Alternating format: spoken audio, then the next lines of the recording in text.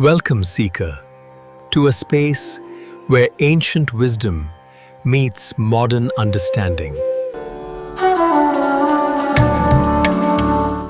नमस्ते, मैं डॉक्टर सुरेंद्र और मेरे साथ हैं डॉक्टर अनगा। हम साथ मिलकर आपके साथ साझा करेंगे कि कैसे आयुर्वेद का प्राचीन नॉलेज और आर्टिफिशियल इंटेलिजेंस मिलकर आपके स्वास्थ्य और जीवन को एक नई दिशा दे सकते हैं। हम आपको अपना ऑडियो पॉडकास्ट दे रहे हैं जिसे आप कहीं भी कभी भी सुन सकते हैं। तो आइए परंपरा और नई तकनीक को जोड़ते हुए अपनी यात्रा की शुरुआत करें।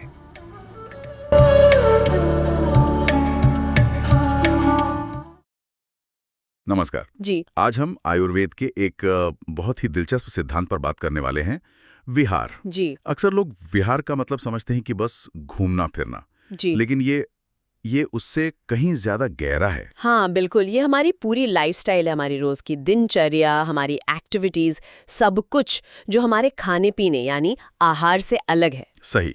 और इस गहरी पड़ताल का आधार क्या है? वो है चरक संहिता के श्लोकों का एक विश्लेषण। जी, ये विश्लेषण डॉक्टर सुरेंद्र गिरी और डॉक्टर अनघा गोसावी ने किया है और उन्होंने इसे आज के समय और भविष्य मतलब विजन 2030 दोनों को ध्यान में रखकर तैयार किया है। तो अपना मकसद क्या है? हम विहार से जुड़े इस पुराने ज्ञान को मतलब इसके सार को पकड़ना चाहते हैं और देखना चाहते हैं कि आज ये हमारी हेल्थ के लिए, हमारी फिटनेस के लिए, यहाँ तक कि समाज के स्वास्थ्य के लिए कितना रेलेवेंट है। बिल्कुल। और कोशिश ये भी रहेगी कि इसे मॉडर्न साइंस से और जो भविष्य की संभावनाएं हैं उनसे जोड़कर देखें। हाँ, तो चलिए शुरू करते हैं। ये समझना वाकई में मजेदार है कि कैसे हमारी रोज की छोटी छोटी आदतें जो शायद मामूली लगती हैं, वो हमारे मेटाबॉलिज्म से लेकर फर्टिलिटी और यहाँ तक कि पूरी कम्युनिटी की हेल्थ तक हर चीज पर असर डाल सकती हैं। सही कहा। तो पहली बात, समय और दिनचर्या मतलब रेगुलरिटी। चरक विमान स्थान में एक सूत्र है, वो कहता है कि अनियमित दिनचर्या। हाँ, अयथापूर्वम उपष्टभ्यमानने करके। हाँ वही, मतलब जो पहले की तरह व्यवस्थित ना हो, तो ये शरीर के बैलेंस को, जिसे आयुर्वेद में अग्नि दोष कहते हैं, उसको बिगाड़ सकती है। जी, यानी पाचन और मेटाबॉलिज्म का संतुलन। और इससे क्या होता है? बुखार जैसी बीमारियां और यहाँ तक कि उम्र भी कम हो सकती है, आयु ह्रास। बात यहाँ से काफी इंटरेस्टिंग हो जाती है। हाँ, क्योंकि देखिए मॉडर्न साइंस इसी चीज को सर्केडियन मिसअलाइनमेंट कहता है। मतलब हमारे शरीर की जो बायोलॉजिकल क्लॉक है ना, उसका तालमेल बिगड़ जाना, और इसके नतीजे मतलब काफी सीरियस हो सकते हैं। मेटाबॉलिक दिक्कतें, शरीर में इन्फ्लेमेशन यानी सूजन बढ़ना, मूड की प्रॉब्लम्स। अच्छा। आजकल जो रिसर्च हो रही है जैसे क्रोनो न्यूट्रिशन पर, वो इसी तरफ इशारा करती है। तो इसका आम भाषा में क्या मतलब हुआ? आम भाषा में फंडा ये है, रोज का एक पक्का टाइम और 7 घंटे से ज्यादा नींद, मतलब सोना, खाना, यहाँ तक कि टॉयलेट जाना, सब टाइम पर। और रात में ये जरूरी है तेज रोशनी और स्क्रीन टाइम कम करना। ये तो आज की बात हुई, पर वो जो आपने बताया विजन 2030, उसमें क्या सुझाव हैं? जैसे वो राइट टाइम सिटी, ये क्या है? हाँ, ये एक दिलचस्प आइडिया है। इसमें सुझाव है कि शहर ऐसे डिजाइन हो जो हमारी बॉडी क्लॉक का ध्यान रखें। जैसे स्कूल सुबह 8:30 बजे या उसके बाद शुरू हो, ऑफिस में खाने के लिए फिक्स्ड ब्रेक हो, लगातार 3 रातों से ज्यादा की नाइट शिफ्ट न हो, ऑफिस में भी लाइटिंग ऐसी हो, सुबह तेज, शाम को धीमी। और तो और एआई वाले एप्स की भी बात है जो हमें हमारी पर्सनल रिदम के हिसाब से सोने, जागने, खाने का सही वक्त बताएं। तो ये सबके लिए, मतलब पॉलिसी मेकर्स, डॉक्टर्स, आम लोग? हाँ, सबके लिए। इसमें सबके लिए कुछ ना कुछ है, लेकिन जो मूल मंत्र है वो एक ही है, एक रेगुलर रूटीन अपनाना। और इसी से जुड़ा एक और सूत्र है चरक सिद्धि स्थान से। जी। वो कहता है कि असमय की गई एक्टिविटीज मतलब अकाल विहार जी। और जो बॉडी के नेचुरल अर्जेस हैं जैसे मलमूत्र, उनको रोकना। जी। वेग निग्रह। जी। ये आदतें लंबे समय में बीमारियां लाती हैं। हाँ, ये सीधा सीधा हमारी गट हेल्थ, नींद और खाने के टाइम की जो क्रोनोबायोलॉजी है उससे जुड़ता है। वेगों को मतलब बॉडी सिग्नल्स को बार बार दबाने से पेल्विक फ्लोर की दिक्कतें हो सकती हैं या पाचन की गंभीर समस्याएं। और शिफ्ट वर्क वालों पर भी इसका असर दिखता होगा। बिल्कुल। शिफ्ट वर्कर्स पर हुई स्टडीज में ये साफ दिखता है कि अनियमितता कितना नुकसानदायक है। भविष्य के लिए टाइम स्मार्ट स्कूल्स और फैक्ट्रियों की बात है, जहां टॉयलेट जाने में आसानी हो, लंच ब्रेक फिक्स्ड हो, शिफ्ट्स हेल्थ को ध्यान में रखकर प्लान की जाएं। तो हम सबके लिए क्या टेक अवे है यहाँ? सिंपल सा मैसेज है, शरीर के संकेतों को नज़रअंदाज मत कीजिए। सुबह टॉयलेट का एक रूटीन बनाएं, खाने सोने का टाइम जितना हो सके फिक्स रखें। चलिए बात करते हैं संतुलन और पर्सनलाइजेशन की। चरक विमान स्थान में एक सूत्र है, वो कहता है कि अगर हमारी लाइफस्टाइल की क्वालिटीज जैसे रूखापन, भारीपन, गर्मी, वो शरीर में पहले से बढ़े हुए दोषों की क्वालिटीज जैसी ही हैं, मतलब दोष गुणे समा, तो वो शरीर के चैनल्स स्रोतस को और बिगाड़ती हैं। इसका मतलब हुआ कि हमें उल्टी क्वालिटीज वाली लाइफस्टाइल अपनानी चाहिए। ये थोड़ा सा मतलब मुश्किल लग रहा है समझने में। नहीं, देखिए इसका प्रैक्टिकल मतलब बहुत आसान है। सिद्धांत ये है, जो चीज बढ़ गई है उसे बैलेंस करने के लिए उसका उल्टा करो। अच्छा। जैसे अगर किसी की प्रकृति गर्म है या बॉडी में गर्मी बढ़ी हुई है तो उसे ठंडी तासीर वाली दिनचर्या अपनानी चाहिए। अगर बहुत ज्यादा बेचैनी है, उत्तेजना है, तो शांत करने वाली एक्टिविटीज करें। और अगर रूखापन हो? हाँ, अगर स्किन या बॉडी में ड्राइनेस है तो नमी बढ़ाने वाले उपाय करें, जैसे तेल मालिश है या पर्याप्त पानी पीना, तरल पदार्थ लेना। और अगर भारीपन, सुस्ती लग रही हो तो हल्की और एक्टिव दिनचर्या रखें। मॉडर्न साइंस भी यही कह रहा है? हाँ, आजकल मेडिसिन भी N-of-1 अप्रोच पर जोर दे रही है।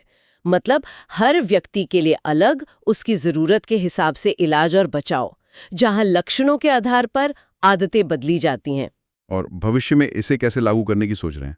भविष्य में ये सोचा जा रहा है कि जो हमारे इलेक्ट्रॉनिक मेडिकल रिकॉर्ड्स हैं, EMR या हेल्थ एप्स है, वो व्यक्ति की बॉडी टाइप मतलब फिनोटाइप के हिसाब से लाइफस्टाइल के सुझाव दें। अच्छा। शहरों के लेवल पर भी सोचा गया है, जैसे बढ़ती गर्मी से निपटने के तरीके, छायादार रास्ते हों, बिल्डिंग्स की छतें ठंडी हों, पीने के पानी के कियोस्क हों, हीट वेव अलर्ट्स जारी हों। तो आम आदमी के लिए सीधा संदेश क्या है? सीधा संदेश है, अपने शरीर को समझें और उसके हिसाब से बैलेंस बनाएं। जैसे गर्मी है तो दोपहर की तेज धूप में मेहनत न करें, सुबह शाम टहलें, ठंडे पानी से नहाएं या बिना चीनी वाले ठंडे ड्रिंक्स लें। सुस्ती है तो थोड़ी एक्टिविटी करें, चिड़चिड़ाहट है तो कुछ शांत करने वाला करें। ठीक है। अगला पॉइंट है हमारे आसपास का माहौल, हमारी कम्युनिटी।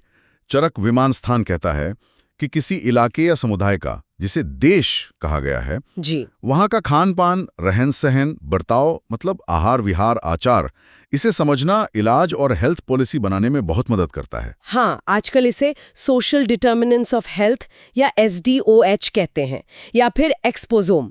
मतलब हमारी सेहत पर सिर्फ हमारी पर्सनल आदतें ही नहीं, हमारा पूरा माहौल असर डालता है। जैसे हमें कैसा खाना मिलता है, आने जाने के साधन कैसे हैं, हवा कितनी साफ है, आसपास पार्क वगैरह हैं या नहीं। ये सब मिलकर हमारी लाइफस्टाइल और हेल्थ रिस्क तय करते हैं।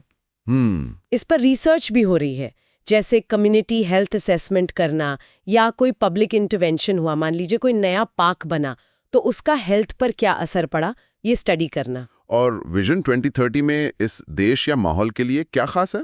इसमें एक बहुत ही एम्बिशियस आइडिया है, डिस्ट्रिक्ट लेवल पर आहार विहार एटलस बनाना। एटलस मतलब नक्शा? हाँ, एक तरह से नक्शा, जिसमें हर इलाके के खानपान और लाइफस्टाइल पैटर्न दर्ज हो, साथ ही मौसम के हिसाब से हेल्थ एडवाइजरी जारी करना और हेल्थ सेंटर्स, स्कूलों के लिए हवा की क्वालिटी, पॉलन काउंट, गर्मी का लेवल बताने वाले रियल टाइम डैशबोर्ड बनाना। तो हम लोगों के लिए क्या मतलब है इसका? मतलब ये कि अपने इलाके के मौसम और पर्यावरण का ध्यान रखें।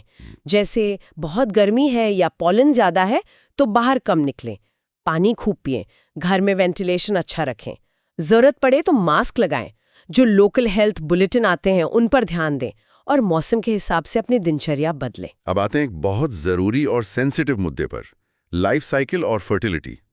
चरक संहिता में कई जगह लिखा है कि पेरेंट्स की लाइफस्टाइल, उनका विहार, वो गर्भ में पल रहे बच्चे की हेल्थ की नींव रखता है। ये तो आजकल के DOHD यानी developmental origins of health and disease जैसा ही लग रहा है। हाँ, बिल्कुल, ये उसका एक प्राचीन रूप ही है। और ये भी कहा गया है कि विहार का असर फर्टिलिटी पर और प्रेगनेंसी के आउटकम पर भी पड़ता है। बिल्कुल सही। मॉडर्न साइंस भी यही मानती है। कंसेप्शन से पहले और प्रेगनेंसी के दौरान पेरेंट्स की लाइफस्टाइल, उनकी नींद, stress level, nutrition, physical activity, ये सब मिलकर बच्चे की हेल्थ की प्रोग्रामिंग करते हैं, जिसे फीटल प्रोग्रामिंग कहते हैं। कौन से फैक्टर्स हैं जो फर्टिलिटी को प्रभावित करते हैं? कई फैक्टर्स हैं, जैसे नींद पूरी ना होना, वजन का बहुत ज्यादा या कम होना, शराब या तंबाकू का सेवन, शरीर का बहुत ज्यादा गर्मी के संपर्क में आना, और कुछ केमिकल्स भी होते हैं, एंडोक्राइन डिसरप्टर्स। ये सब फर्टिलिटी पर सीधा असर डालते हैं। चरक में भी कहा है ना, शुक्राश्रिग आहार विहार दोषात। हाँ, मतलब आहार विहार के दोष स्पर्म और ओवम को प्रभावित कर सकते हैं। और अगर माँ की लाइफस्टाइल में गड़बड़ हो तो बच्चे पर क्या असर होता है? चरक का सूत्र है मातु तथा आहार विहार दोषैः। ये कहता है कि माँ के आहार विहार में गड़बड़ी, जैसे न्यूट्रिशन की कमी या ज्यादती, हानिकारक चीज़ों का एक्सपोजर, नींद पूरी न होना, इससे बच्चे में स्ट्रक्चरल या फंक्शनल डिफेक्ट्स आ सकते हैं। इसीलिए आजकल प्री कंसेप्शन लाइफस्टाइल चेंजेस, सही माइक्रोन्यूट्रिएंट्स, स्ट्रेस कम करना, नींद की क्वालिटी सुधारना, इस सब पर बहुत रिसर्च हो रही है। तो इस फील्ड में भविष्य कैसा दिख रहा है और आम लोगों के लिए क्या सलाह है? भविष्य में तो यही है कि हेल्थ सेंटर्स पर प्री कंसेप्शन क्लिनिक्स बढ़े, लोगों को हानिकारक एनवायरमेंटल फैक्टर्स से बचने की जानकारी मिले, वर्क प्लेस पर भी रिप्रोडक्टिव हेल्थ फ्रेंडली पॉलिसीज हों, जैसे नाइट शिफ्ट कम हो, फर्टिलिटी ट्रीटमेंट के लिए इंश्योरेंस कवर हो। और हम सब के लिए? आम लोगों के लिए संदेश साफ है। पहला, अगर बच्चा प्लान करे तो कम से कम 3-6 महीने पहले से तैयारी शुरू करें। दोनों पार्टनर्स अपनी नींद, खानपान, एक्सरसाइज, स्ट्रेस मैनेजमेंट, इन सब में रेगुलरिटी लाएं। दूसरा, नींद, वजन, नशा और शरीर को ज़्यादा गर्मी से बचाना, ये फर्टिलिटी इंप्रूव करता है। तीसरा, प्रेगनेंसी के दौरान रोज़ अच्छी नींद, बैलेंस्ड खाना और सेफ माहौल बहुत ज़रूरी है। डॉक्टर की सलाह से सप्लीमेंट्स लें और पेस्टिसाइड्स, धुआं, लेड जैसी हानिकारक चीज़ों से बचें। बहुत ज़रूरी बातें हैं ये। अच्छा, अब आते हैं प्रिवेंशन और ओवरऑल वेलनेस पर। चरक शारीरस्थान साफ कहता है, हिताहार विहार सेवी भवति अरोगः। मतलब जो फायदेमंद आहार विहार अपनाता है वो निरोगी रहता है। जी यानी हेल्दी लाइफस्टाइल ही बीमारियों से बचने का सबसे पक्का तरीका है। हाँ, आजकल इसे हेल्थ प्रमोशन कहते हैं और ये उन ब्लू जोन्स की लाइफस्टाइल से काफी मिलता जुलता है। ब्लू जोन्स वो क्या हैं? ये दुनिया के वो इलाके हैं जहाँ लोग बहुत लंबा और स्वस्थ जीवन जीते हैं। और उनकी आदतें क्या हैं? रेगुलर रूटीन, ज्यादातर प्लांट बेस्ड डाइट, रोजमर्रा की फिजिकल एक्टिविटी और मजबूत सोशल कनेक्शन। लंबे समय की साइंटिफिक स्टडीज ने भी बार बार ये प्रूव किया है कि अच्छी लाइफस्टाइल का सीधा संबंध लंबी उम्र और कम बीमारियों से है। विजन 2030 में भी इसी तरह के कदम हैं, जैसे स्कूलों, ऑफिसेज में हेल्दी कैंटीन, सीढ़ियों के इस्तेमाल को प्रमोट करना, कैंपस में वॉकिंग लूप्स बनाना, शहरों को वॉकेबल और साइकिल फ्रेंडली बनाना। तो हम सबके लिए क्या सबक है यहाँ? सबक ये है कि सही आदतें अपनाना शायद सबसे सस्ती और सबसे इफ़ेक्टिव दवा है। रोज कम से कम 30-45 मिनट ब्रिस्क वॉक करें, अपनी प्लेट का आधा हिस्सा सब्जी सलाद से भरें, मीठे ड्रिंक्स और ट्रांस फैट कम करें और नींद पूरी लें। चरक शारीरस्थान में एक और बड़ी इंटरेस्टिंग बात है कि किसी व्यक्ति की विहार रुचि, मतलब उसे किस तरह की एक्टिविटी पसंद है, हाँ। ये उसकी मनोप्रकृति यानी मेंटल नेचर का इंडिकेशन है। जैसे किसी को पानी में खेलना पसंद हो सकता है। अम्भो विहार रति, इसका क्या मतलब है? इसका मतलब है कि पर्सनलाइजेशन यहाँ भी जरूरी है। हर किसी को एक ही तरह की एक्सरसाइज या हॉबी पसंद नहीं आएगी। मॉडर्न साइकोलॉजी भी यही कहती है कि जब कोई एक्टिविटी व्यक्ति के नेचर और पसंद से मैच करती है तो उसके टिके रहने के चांस ज्यादा होते हैं। मतलब ऐसी हेल्दी एक्टिविटी चुने जो आपको वाकई मजेदार लगे, तभी वो आदत बनेगी। और भविष्य में इसके लिए क्या प्लान्स हैं? भविष्य में पब्लिक पार्क, पूल जैसी सुविधाओं को बढ़ाने की बात है और व्यक्ति की साइकोलॉजिकल प्रोफाइल के हिसाब से ऐप बेस्ड सुझाव देने की भी। आम लोगों के लिए सुझाव यही है, वो हेल्दी एक्टिविटी चुने जिसमें मजा आए, चाहे वो डांस हो, गार्डनिंग हो, स्विमिंग हो या दोस्तों के साथ कोई गेम खेलना, और उसे अपनी वीकली रूटीन का हिस्सा बनाएं। अगला पहलू है जागरूकता और मर्यादा। चरक शारीरस्थान कहता है कि होश में रहकर ध्यान से की गई एक्टिविटी स्मृति पूर्विका प्रवृत्तियां स्ट्रेस कम करती है और डिसिप्लिन बढ़ाती है। हाँ, इसे आज हम माइंडफुलनेस या सचेतनता कहते हैं और ये सेल्फ रेगुलेशन में बहुत मदद करती है। Blood pressure, blood sugar, anxiety कम करने में फायदेमंद पाई गई है। MBSR जैसी टेक्निक्स पर काफी रिसर्च हुई है। तो भविष्य में इसे कैसे बढ़ावा मिलेगा? भविष्य में स्कूलों और OPD में इसके छोटे ट्रेनिंग मॉड्यूल्स की बात है, ऑफिस में शांत कोने, ब्रीदिंग कॉर्नर्स बनाने की, एप्स के जरिए माइंडफुलनेस प्रैक्टिस के सुझाव देने की। और हम इसे अपनी लाइफ में कैसे ला सकते हैं? बहुत आसान तरीके हैं। खाना धीरे धीरे खाएं, हर बाइट को महसूस करते हुए। दिन में बस 10 मिनट शांत बैठें, अपनी सांस पर ध्यान दें। खाने के बाद बस 2 मिनट टहल लें। खाते समय स्क्रीन से दूर रहें। ये छोटी छोटी चीजें हैं, पर फर्क बहुत बड़ा ला सकती हैं। लेकिन चरक सिद्धि स्थान चेतावनी भी देता है कि बहुत ज्यादा विहार या उत्तेजना, अति विहार, जिसमें अत्यधिक सेक्सुअल एक्टिविटी, स्त्री विहार भी शामिल है, वो शरीर को कमजोर यानी क्षीण करती है। मतलब हर चीज में मॉडरेशन, मर्यादा जरूरी है। बिल्कुल। मॉडर्न कॉन्टेक्स्ट में ये कई चीजों से जुड़ता है। सेक्सुअल हेल्थ और हाइजीन, ओवर ट्रेनिंग से बचना, और जो हमारे दिमाग का रिवॉर्ड सिस्टम है ना, डोपामीन वाला, उसका ओवर यूज, जैसे स्क्रीन एडिक्शन या नशे की लत, उसे कंट्रोल करना। किसी भी चीज की अति या कंपल्सिव बिहेवियर को कम करने से नींद, मूड, मेटाबॉलिज्म सब बेहतर होता है। विजन 2030 में इसके लिए क्या सुझाव है? उसमें डिजिटल वेलनेस पॉलिसीज की बात है, जैसे रात में ऐप यूसेज लिमिट करना, सेक्सुअल हेल्थ एजुकेशन, स्पोर्ट्स में ओवर ट्रेनिंग रोकने के नियम। और हमारे लिए क्या संदेश है? सीधा सा है, हर चीज में बैलेंस। रात में स्क्रीन और दूसरी स्टिमुलेटिंग एक्टिविटीज कम करें। हफ्ते में 1-2 दिन बॉडी को पूरा रेस्ट दें। नींद को प्रायोरिटी बनाएं।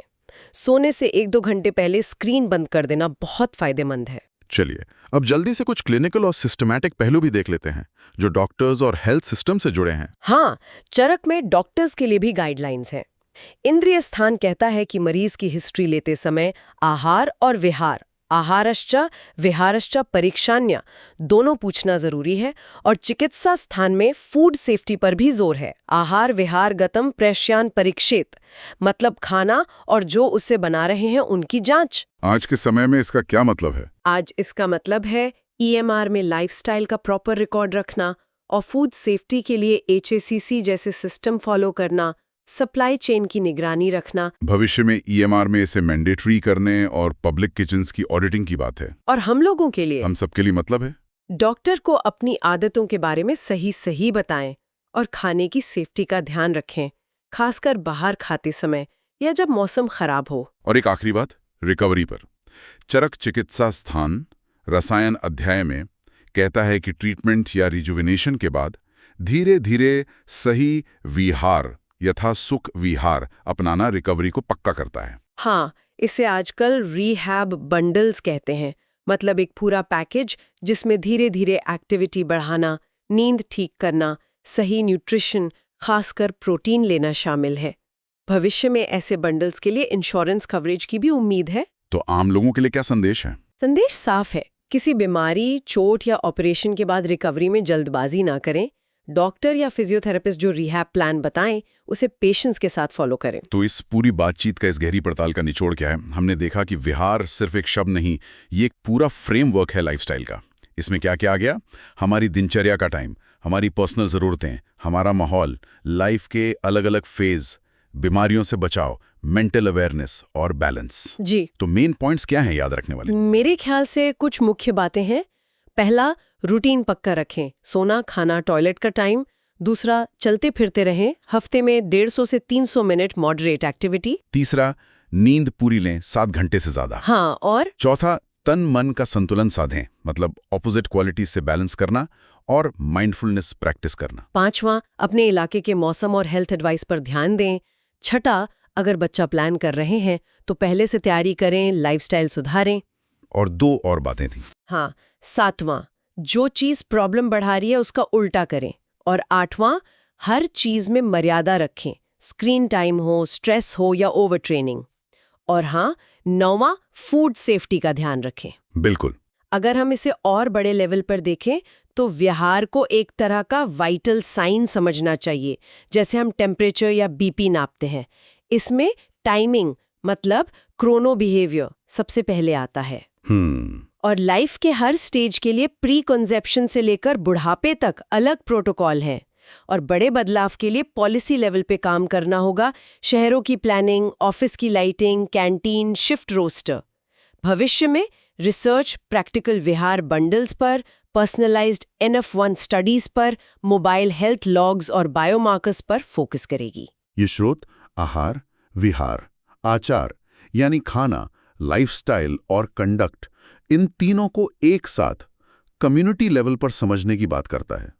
आज हमने ज्यादातर विहार पर फोकस किया, पर सोचिए अगर हम खाना और लाइफस्टाइल के साथ साथ आचार मतलब ethical conduct, social behaviour, community harmony, इसको भी अपनी हेल्थ और वेलनेस की समझ में जानबूझकर शामिल कर लें। ये एक गहरा विचार है। तो क्या ये आज की कॉम्प्लेक्स दुनिया में पर्सनल और कलेक्टिव दोनों तरह की भलाई के लिए एक और भी ज्यादा होलिस्टिक रास्ता नहीं खोल सकता? इस सवाल के साथ आपको छोड़े जाते हैं, विचार कीजिएगा।